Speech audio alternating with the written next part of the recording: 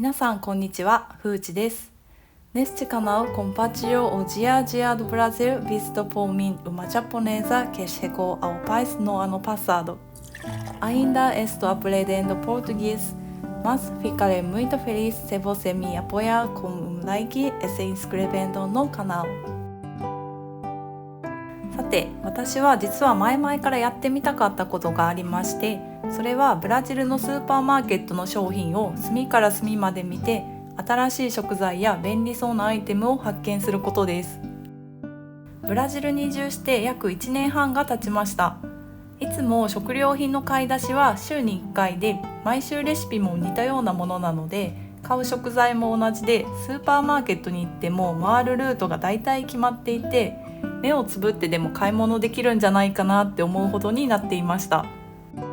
なかなか大きいスーパーを端から端まで見渡すのも大変で、いつも決まった買い物をしていましたが、もしかするとまだ私が知らないとっておきのアイテムがあるんじゃないかなって思い、今日は思い立って一人でブラジルの大型スーパーを大冒険してこようと思います。日本人目線で見たブラジルのスーパーマーケットをお楽しみください。ブラジルライフというわけで、普段は車で行きますが、今日は私一人なので徒歩で向かいます。スーパーマーケットに行くのも未だに私にとってはちょっとドキドキすることで、あの大通りうまく渡れるかなとか、店員さんとうまくコミュニケーション取れるかなみたいにあれこれ考えてしまいます。前にも言いましたが、ブラジルに来てから初めてのおつかいっていうテレビ番組に出演する小さな子供たちの気持ちが手に取るように分かるようになりました。というわけで無事に到着。今回お邪魔するのはパラナ州の代表的な大型スーパーマーケット、近藤です。名前が日本でよくある名字の近藤さんみたいで、ちょっと親しみが湧きますね。こういうスロープ型のエスカレーターがいかにも海外って感じで、未だに密かにワクワクしてます。必要以上にでっかいカートで買い物スタートです。大型スーパーだと通路とかも広々してて買い物しやすそうですが、その分カートも大きいので、特に土日はスーパーの中で交通渋滞が起きてとても買い物しにくいです。私は1週間分の買い物しかしませんが、他の人のカートを見るとレストランでも経営してるのかなっていうぐらいカートにパンパンの買い物をしてる人もいて、ブラジルの人はみんなどのぐらいの頻度でスーパーに行くのか気になります。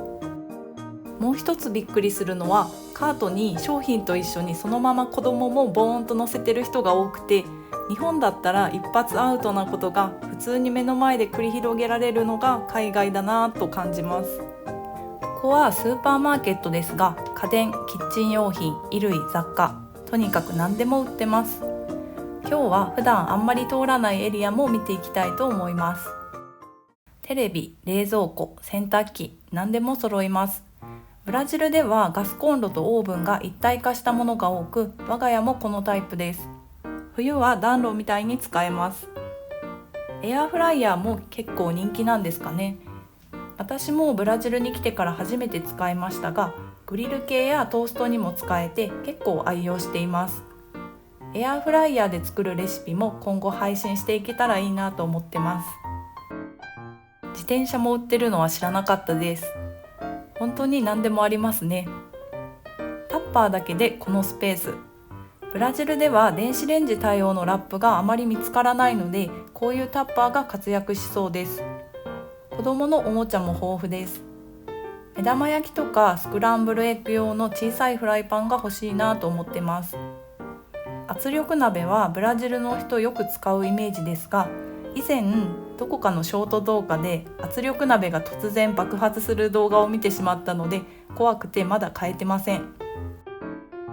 シリコンのお玉も欲しくて探してるんですが、もうちょっと浅めの方がいいかなって感じです。ケーキ型も基本大きめです。日本では大抵のレシピは18センチ型ですが、こっちではそんな小さい型がなかなか見つかりません。こういうパーティー用のろうそくとか風船が充実してるのも海外って感じがしますね。やたらとニンニクをすりつぶすものが多かったです。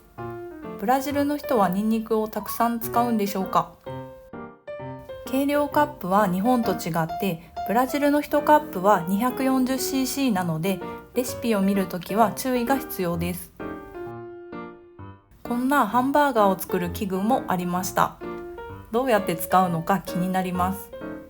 ブラジルでは日本みたいにティッシュの文化があんまりなくて、値段もめちゃくちゃ高いです。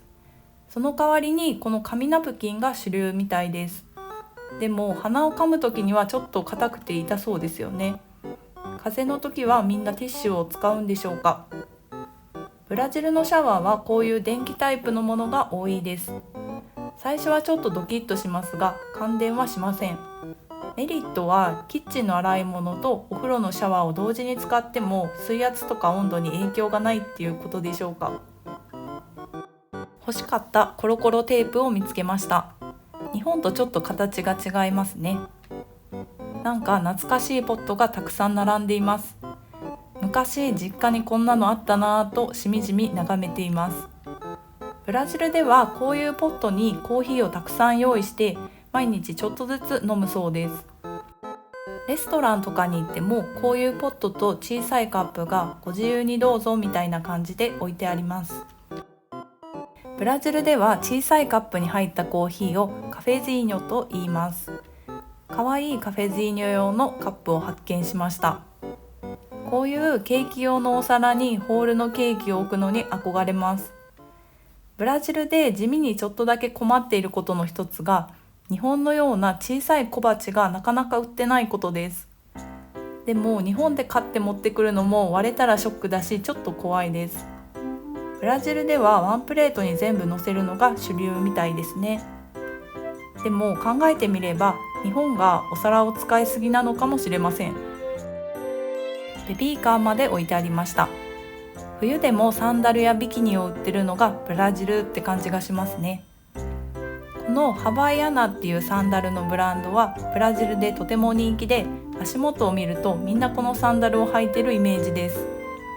ブラジルでは石鹸やシャンプーの種類が豊富です。特に日本と違うのは固形の石鹸の種類がめちゃくちゃ多いことです。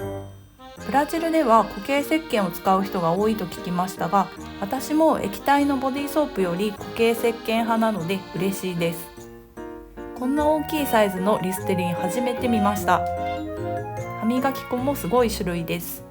ブラジルライフ。洗剤のようなドリンク、何味か気になります。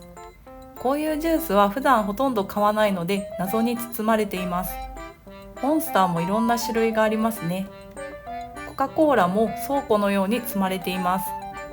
前にも紹介した名前入りのコカ・コーラ。ある男性がたまたま女性の名前入りのコカ・コーラを買ってしまって、彼女に元カノかとこっぴどく怒られたみたいな話を聞いたことがあります。水がこういうカップで売られてるのってなんか不思議です。子供用のドリンクかわいいのがたくさんありますよね。最近よく買うのがこのヤクルトみたいな飲み物。パッケージがかわいいです。スナックコーナーです。アメリカブランドのものはちょっと割高なイメージです。日本ではなかなか売ってなさそうなグミたち。虫歯になる歯ブラシっていうのが面白い発想です。ブラジルの定番のパッソカ。もそもそしてて私はちょっと苦手なんですが、聞いた話によると女性よりも男性の方が好んで食べるらしいです。ブラジルの主食といえばやっぱり豆。基本黒、白、赤の3種類で、私はいつも黒豆を使ってますが、この赤い豆は見た目が小豆そっくりで、日本のように炊いたらあんこになりそうでちょっと気になってます。でも豆に砂糖を入れて煮込むなんてブラジルの人に怒られそうです。日清のカップヌードルも種類が豊富で、中には照り焼きとか焼きそば味など日本にもないような日本味のものが売られています。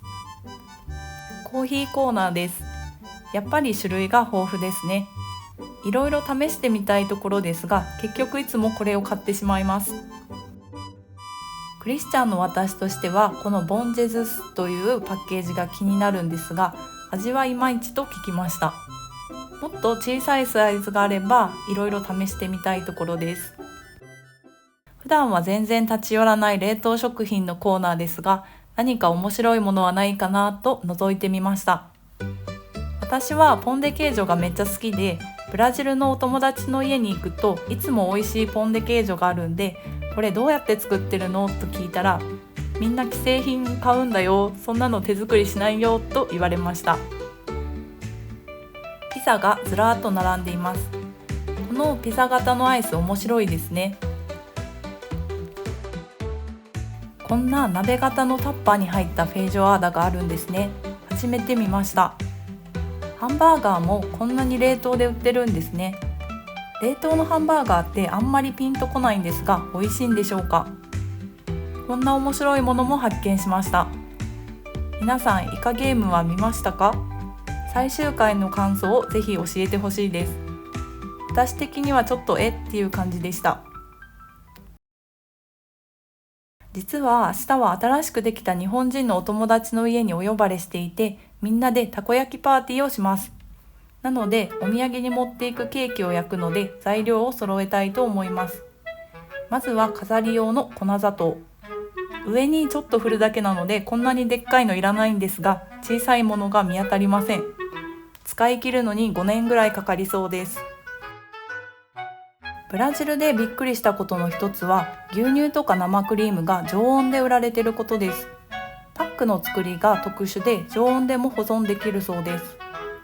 生クリームはなかなかいいのが見つけられなくて、基本何かしら味がついていたり砂糖がたくさん入っているものが多くて、ケーキ作りにいつも頭を悩ませています。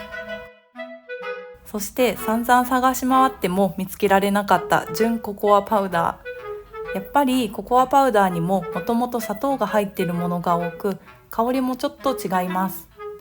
というわけでチャット GPT 先生に相談して急遽レシピを変更しました。こんなマグカップで作れるケーキも可愛いですね。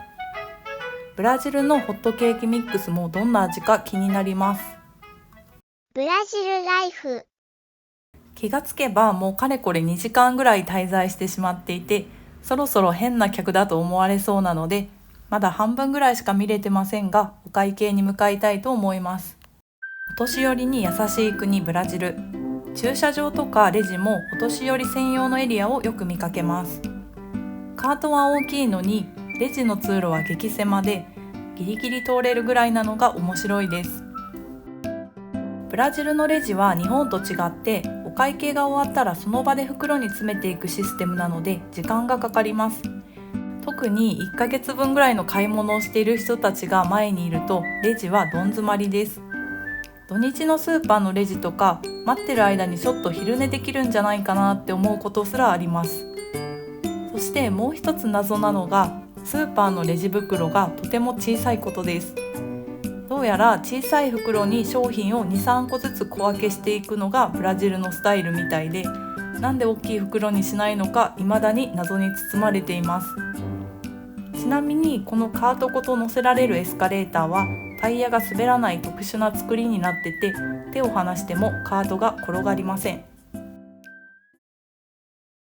そんなわけで前々からやりたかったスーパーでの冒険が終わりました。さすがに2時間も滞在するとヘトヘトです。でもこういう普段のルーティンからちょっと外れて新しいことをしてみるのも新鮮でいいですね。もう見てくださった方もおられると思いますが、昨日初めて料理動画を投稿しました。この土曜日の配信は今のまま続けていく予定で、料理動画は不定期で投稿していく予定です。ブラジルのスーパーで簡単に手に入る食材で作れる日本の家庭料理のレシピやスイーツをご紹介していく予定なので、料理に興味のある方はお知らせボタンをオンにして新しいレシピ動画をお待ちください。無事にガトーショコラが完成して、次の日初めて一人でウーバーに乗って友達の家にお出かけしました。今までちょっと一人で乗るのは不安だったウーバーですが、いざ乗ってみるとその便利さにはまってしまいました。本当便利な時代です。今回は日本の集まりの定番たこ焼きパーティーで女子会です。こういう感覚が久しぶりでとても楽しかったし、こういう時間ってやっぱり大事だなと思いました。公うやって自分の好きなスイーツを作って持って行って友達と何気ない会話を楽しむっていうのが私にとってのクオリティオブライフなんだなと思いました。そもそもこの YouTube をしていなかったら出会えていなかったお友達なので、そういう意味でも YouTube 配信を続けててよかったなと思います。本当に皆さんいつもご視聴とたくさんのコメント応援をありがとうございます。というわけで今日はこの辺で、皆さん素敵な週末をお過ごしください。それではまた来週の土曜日にお会いしましょう。チャオチャオ。